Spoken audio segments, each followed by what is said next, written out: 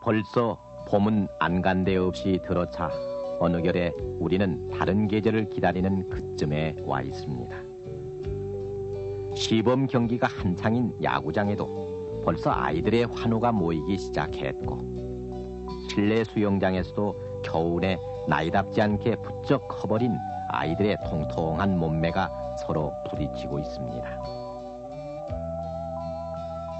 그러나 지금의 대학 신입생들이 국민학교에 다닐 때쯤인 80년대 초까지만 해도 법석스레 치루어지던 우량아 선발대회, 지금 생각하면 하나도 부럽지도 않던 그런 행사를 기억하시는지요?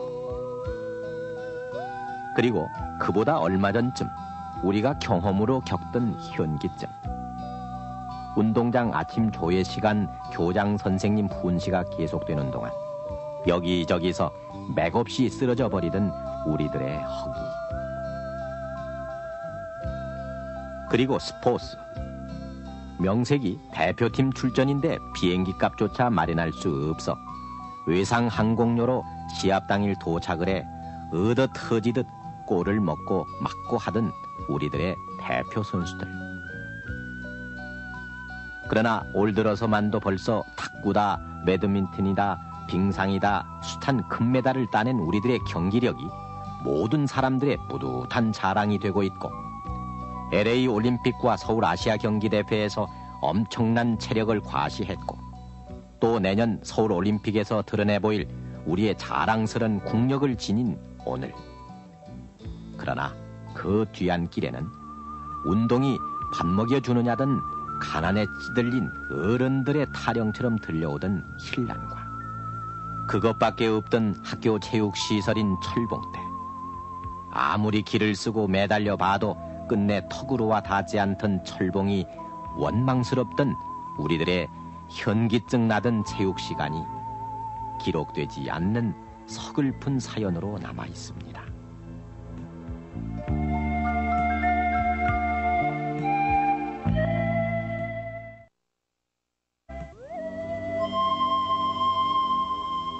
전쟁을 어찌어찌 피해 살아남은 아이들이 숯검댕이로 변한 학교로 하나 둘 모여들었지만, 선생님의 출석부에 끝내 빈칸을 만든 아이들의 슬픈 얘기가 우리를 내리누르고 있던 그때, 맨발로 박자를 맞추면서 악바치듯 소리소리 내지르던 음악시간과 구구단 세마든 산수시간 끝에 찾아온 체육시간은 우리들이 신역을 치르던 힘겨운 시간이었습니다.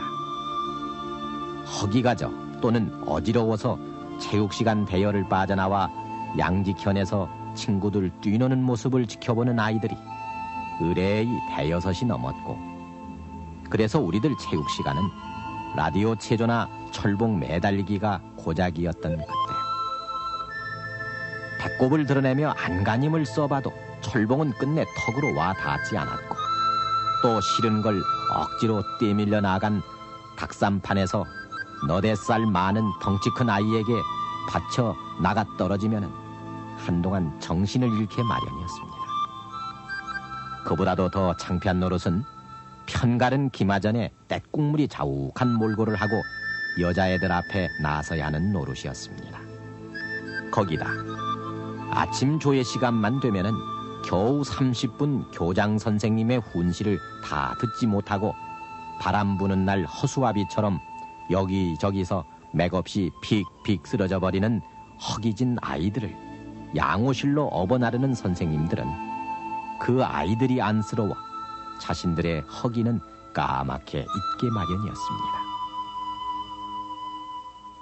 그때 당시에는 가정도 어렵고 그래서 몸도 허약하고 해서 항상 그 앓는 아이들이 상당히 있었어요. 그래서 체육 시간만 되면은 선생님한테 아파서 못하겠습니다 하고서는 회피하고, 안 아파도 아픈 척하면서 될 수 있으면 체육을 안 하려고 하는 그런 적이 많이 있었습니다. 그 원인은 가난해서 체력이 딸린다는 이런 점도 있습니다만은, 첫째 운동 시설이라는 게 전혀 없습니다. 있는다 해야 저 철봉, 그저 축구공 하나, 그러니 아이들이 재미를 붙일 리가 없고 그래야도 하기 싫은데.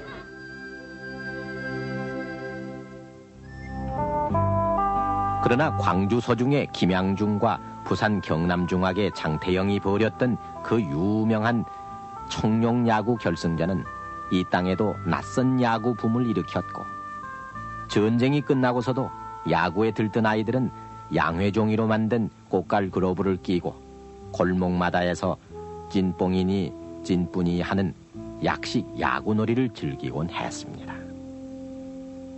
어쩌다 삼촌이 갖다준 다 해진 야구 글러브가 생기기라도 하면은 이 친구 저 친구 아양을 떨며 매달리던, 먹고 살 형편이 조금 나아졌다던 60년대.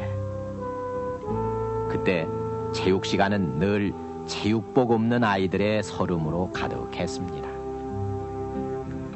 그 무명 체육복 한 벌 갖출 수 없었던 그때, 체육 시간만 되면은 아이들은 옆반으로 체육복 빌리러 다니기 바빴고, 체육복 없는 사정을 모를 리 없건만 매번 기합을 주는 선생님이 무섭기에 앞서 원망도 참 많이 하곤 했습니다.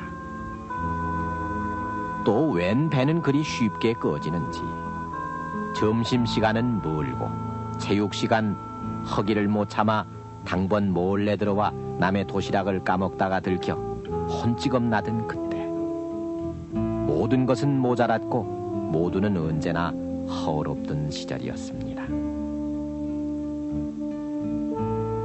등록금 내지 못해 남들 공부 따라가기 벅차고 그러는 가운데 운동에 재능이 있다고 판단하고 체육관 앞이라도 어슬렁거리라 치면은 먹고 살기 힘든 세상에 무슨 놈의 운동이냐, 운동하면 누가 밥 먹여준다대 어른들 호통이 꼭 뒤따르곤 했습니다. 그저 끼니 때우는 것이 삶의 전부인 듯한 어른들. 그러나 지긋지긋한 가난만큼은 대물림할 수 없다던 어른들은 아이가 운동에 혹 관심을 보이기만 하면 호된 꾸지람으로 딴맘 먹지 못하도록 했습니다. 그나마 시골 학교에 다니고 있으면 있는 재주도 묻혀버리기 마련이었지만 도회지에서도 운동을 천시하기는 마찬가지여서 운동을 할라 치면은 집안 식구 몰래 해야만 했습니다. 집에서 알면 안 될까 봐 해서 닉네임을 가지고 이제 딴 이름을 변경해가지고 했죠. 근데 그 나중에 선수권을 탈 때 그 이제 뭐랄까요, 그 통신으로 들어와가지고서 본 이름이 나니까 집에서 알아가지고는 그때는 아주 뭐 학비도 안 보내주게 해서 좀 고통을 받았습니다. 뭐 저뿐만 아니라 그런 사람들 퍽 많았을 겁니다.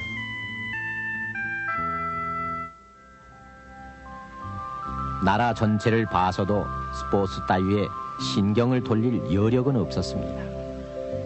그저 50년대 노 대통령의 생신을 기념하는 마라톤 대회나 마스게임 정도가 크나큰 체육 행사로 등장하곤 했습니다.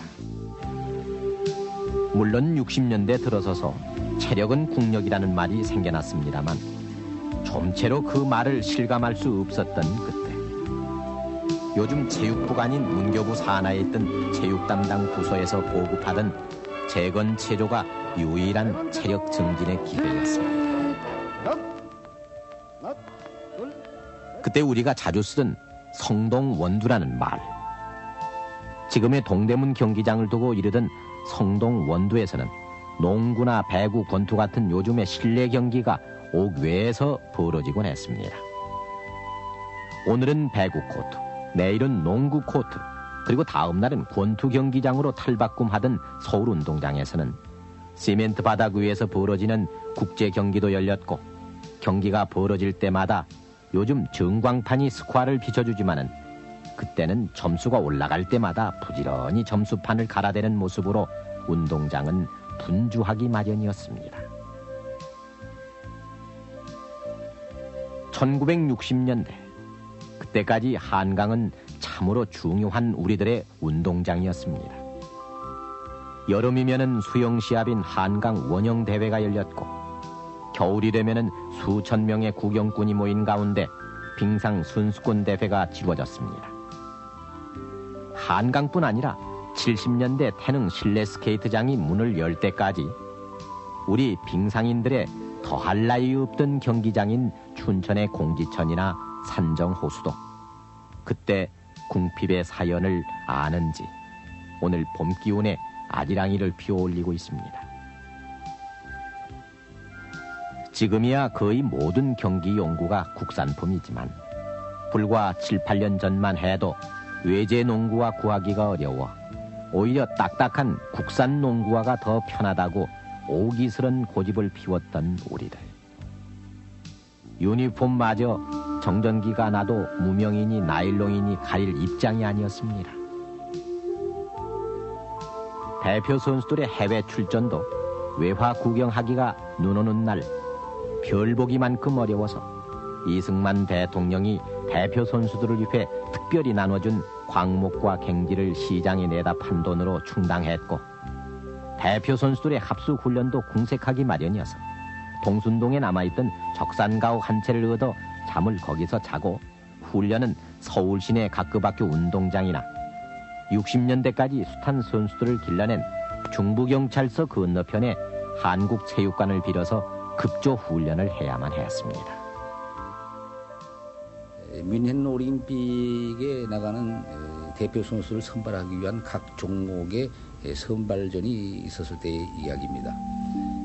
그때만 해도 역도 경기장을 저희들이 구하기가 굉장히 어려울 때입니다. 여러모로 접촉을 시도해가지고 겨우 드라마 센터 거기에서 선발전을 하고 있었습니다. 역도 바벨이라는 것은 무겁기 때문에 쾅쾅 그리고 이제 내려뜨리니까 이 무대가 망가져 버렸어요. 그러니까 당장 나가달라고. 그래서 할 수 없이 바벨을 전부 다 짊어지고 갈 때가 있어야죠. 그래서 태릉 훈련원에 그때는 선수전이라고 말을 했습니다만 그때 연습장에 가서 평가전을 완료했던 정도로 그 시설이 아주 미아 같은 그런 시절을 회고하게 됩니다. 항공료를 외상으로 해가며 출전한 국제대회. 거기다 합숙훈련도 급조된 훈련이었기에 경기 당일 겨우 물어물어 도착한 낯선 경기장에서 벌어진 경기에서 축구 스코어가 10대 0이니 9대 0 하는 야구 스코어 같은 골 세례를 받았고 가난한 대표 선수들이 귀국길에 밀수까지 해와 사회적으로 무리를 일으키는가 하면은 배가 어찌나 고픈지 음식을 감춰둔 웃지 못할 얘기까지 나돌게 했습니다.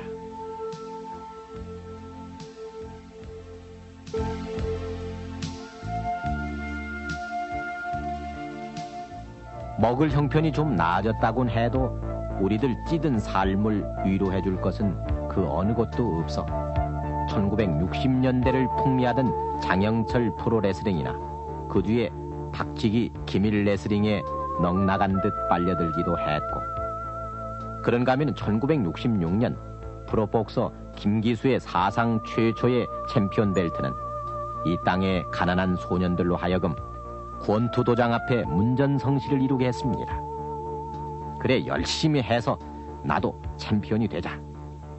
그래서 늙은 어머니 병환도 고치고 동생도 공부를 시키자 하는 헝그리 복서들의 로드워크 콧김이 남산 새벽길을 가르곤 했습니다.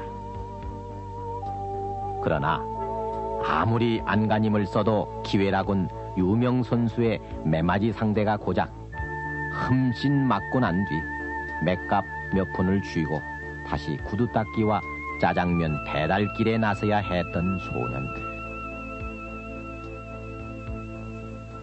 그러나 세월은 우리에게 고난만을 가져오지는 않았습니다. 체력은 국력이란 말을 실감하지 못하던 우리들에게 어느 날 찾아온 스포츠 강국으로서의 새로운 국력의 면모들. 건국 40년 동안 단 한 개의 금메달밖에 맛볼 수 없었던 우리가 무려 6개의 금메달로 세계 10위를 차지했던 지난 84년 LA 올림픽.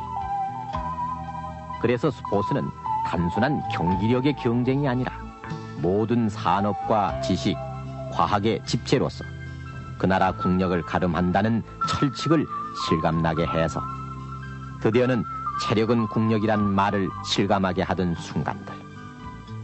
그리고 지난해 일본을 제치고 10억 중공과 끝까지 선두 경쟁을 벌였던 아시아 경기대회. 이미 우리에게 스포츠는 체육만이 아닌 지육의 단계로 접어들었습니다. 그래서 보통 집안에 태어나 공부 잘하고 품행방정한 학생은 운동을 해서는 안 되는 것으로 알고 자란 어느 교수가 외국 유학생활에서 늘상 소외돼서 놀라는 회고를 했다는 어느 경우에서 보듯 이제 오늘 운동은 머리가 아닌 몸체만으로는 해낼 수 없게 됐으며 그리하여 장학 퀴즈에 장원을 한 여학생이 장래 배필감으로 운동선수를 원할 만치 스포츠는 우리 삶의 근육과 신경의 동반지수로 부각됐고 우리는 그 여유 속에서 오늘을 살고 있습니다.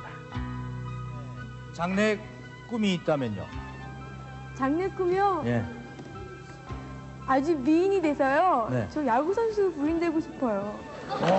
프로야구 선수 부인이요? 네.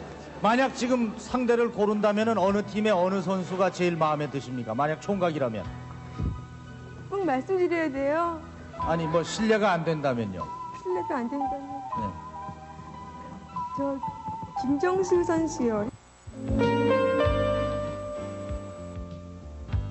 그러나 그런 오늘이 있기까지에는 첨단 과학 장비를 동원하고 체계적인 체육 교육을 실시하면서 학교 체육과 사회 체육 환경을 확대 개선하고 체육 진흥책을 병행해온 우리들의 피나는 노력이 있었음은 물론입니다.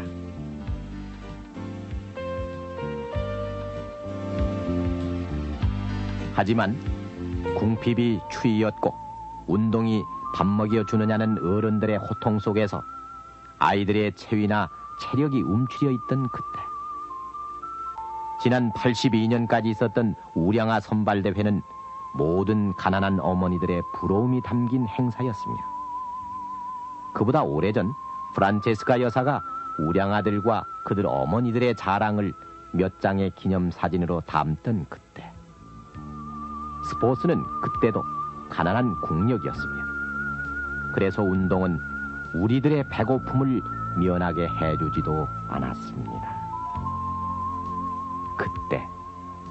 그때를 아십니까?